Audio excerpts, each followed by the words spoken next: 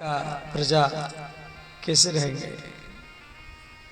तो महाराज जनक अयोध्या में ये जनकपुर में चारों तरफ सूचना भेजे देवी सीता की विदाई का तैयारी किया जाए।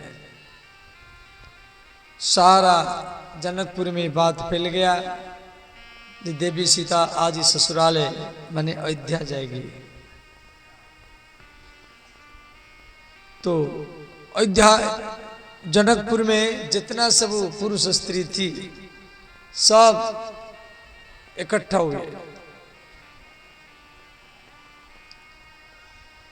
तो जनक नंदिनी सीता और भगवान राम जनक महल के ऊपर गए और छत के ऊपर खड़े होकर के सबको दर्शन दिए। तो जनक नंदिनी सीता सबको प्रणाम की। तो वहां पर मैंने महल के छत के ऊपर श्री राम जी को निवेदन की और बोली, हे नाथ, ये मिथिलांचल है और यहाँ के मिट्टी से मेरा जन्म हुआ है। सीता माता जमीन से प्रकट हुई थी। यहाँ का जो देवी भागवत में कहा गया है, जो गंगा नद्या समारंभम माने गंगा के किनारे से लेकर के ये जनकपुर तक, नेपाल में जनकपुर है, इसको मिथिलांचल कहा जाता है। गंगा के उस पार को मगध क्षेत्र कहा जाता है। गंगा के उस पार गंगा के इस पार में अंतर है। गंगा के उस पार जैसे भागलपुर, मुंगेर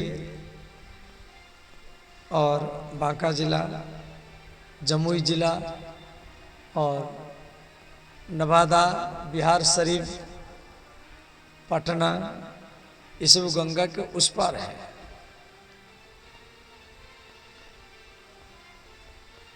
आप देवघर के रास्ता में जाएंगे तो वहाँ आपको ना आम का पेड़ मिलेगा, ना लीची का पेड़ मिलेगा, ना बांस मिलेगा, ना मक्के की खेती मिलेगा, ना केला का खेती मिलेगा।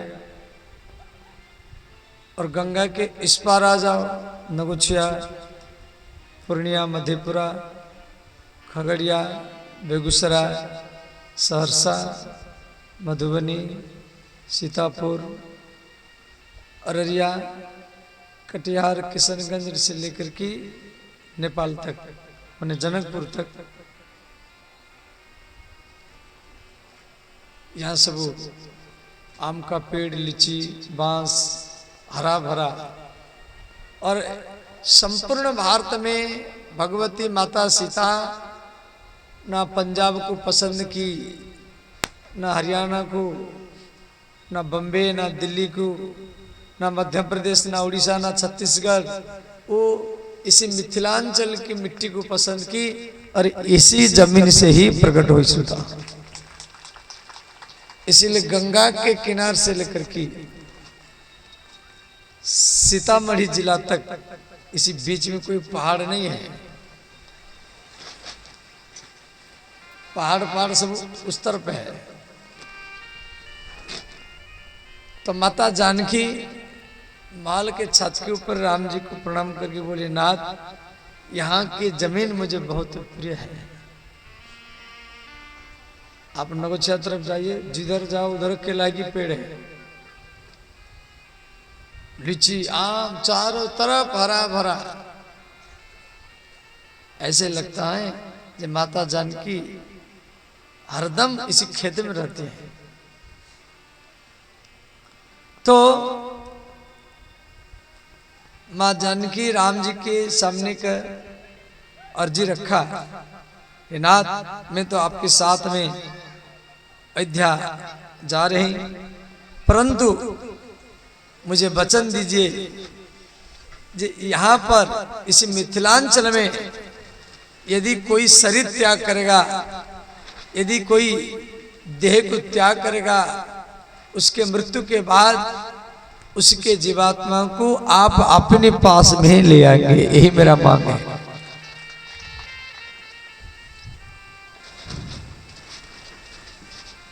भगवान राम अब देवी सीता को वचन दिए, फिर नीचे उतरे। तो सीता की मां सुनैना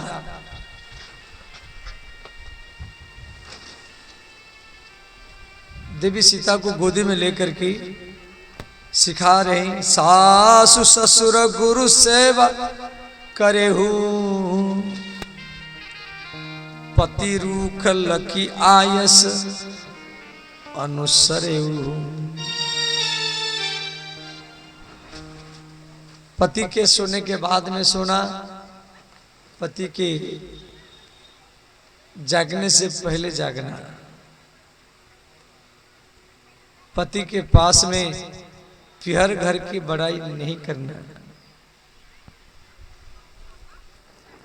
और पति के रुख देख कर के व्यवहार करना। बहुरी बहुरी भेटई महतारी, कहाई बिरंची रची कतनारी। इस प्रकार महाराज जनक सीता जी को गोदी में लेकर के रोने लगे कि पिता को बेटी बहुत प्रिय है। जनक महाराज सीता को गोदी में लेकर के रोने लगे, आज मेरे चारों बेटी अयोध्या जा रहे हैं।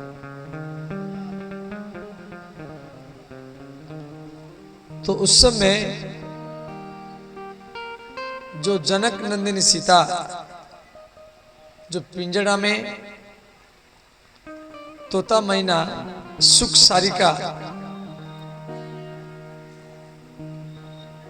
का पालन कर रही थी, जिनको राम राम रटा रही थी, उस सुख सारिका सीता के विदाई में रोने लगे। तुलसीदास जी लिखे हैं, सुख सारिका जानकी जाए, सुख सारिका जानकी जाए, कनक पिंजरनी राखी पढ़ाए, कनक पिंजरनी राखी पढ़ाए। कनक पिंजरा माने सोने की पिंजरा में जो सुख सारिका को देवी सीता राम राम रटा रही थी, और आज वो दोनों व्याकुल कहाई कहाँ वैदेही, व्याकुल कहाई कहाँ वैदेही। सुनी धीरजु परिहार इनके, सुनी धीरजु परिहार इनके। श्री राम जय राम जय जय राम, श्री राम जय राम जय जय राम।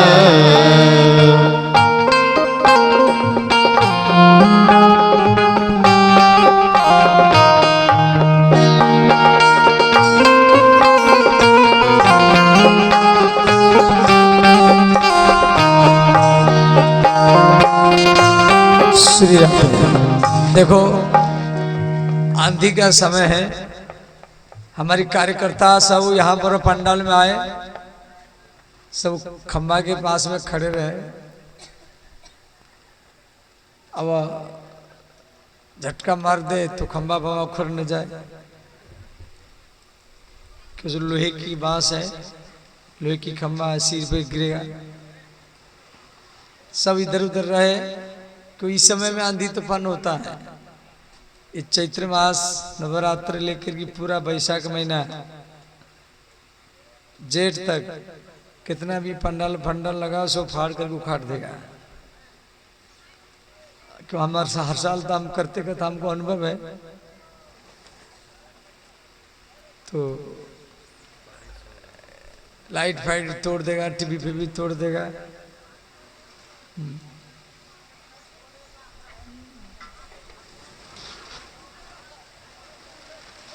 अब ध्यान देना,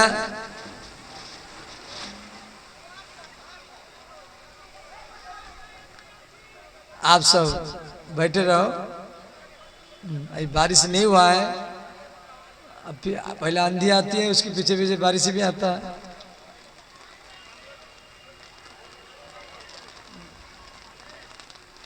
बारिश होगा तो इतना कोई भयंकर